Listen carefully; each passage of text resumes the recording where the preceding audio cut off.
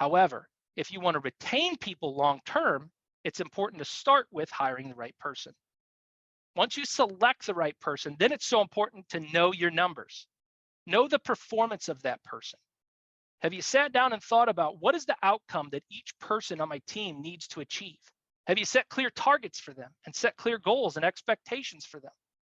And then if you want to retain people long-term, if you haven't been doing this, your leadership team needs to continuously work on training, develop, mission, vision, and pushing for the outcomes that you want to achieve as an organization.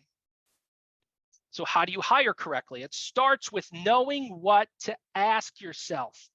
And we've developed this list of questions over a number of years in order to make sure that we're selecting the right staff members for organizations. But here's some questions that you can sit down, your team can sit down if you're writing out your job. Before you even write the job description, you should ask these questions.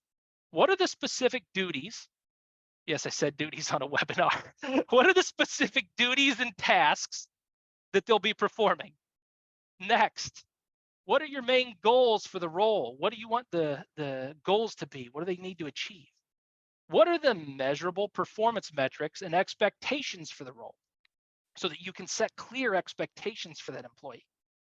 What are the skill requirements of your staff member and what should they have? Do they need to have Excel skills? Do they need to have great grammar so that they can send patients emails or HIPAA certified text messages? So what are the skill requirements that they've got to have? Then what are the reporting requirements that you need for this role? Oh, here's a new one.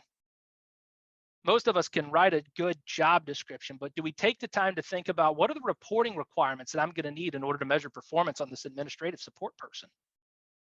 Or how about this one? Have you developed the training procedures for the role? And remember, if you stay till the end, we've got the Med2 method on what specific steps you should think about while you're onboarding with your staff members. But before you even can hire your team member and write that job description, have you developed training procedures for the role? Sorry, excuse me. And what systems will your new staff member need access to? Is it your ERM system? Is it your texting system or platform? Have you identified those different things?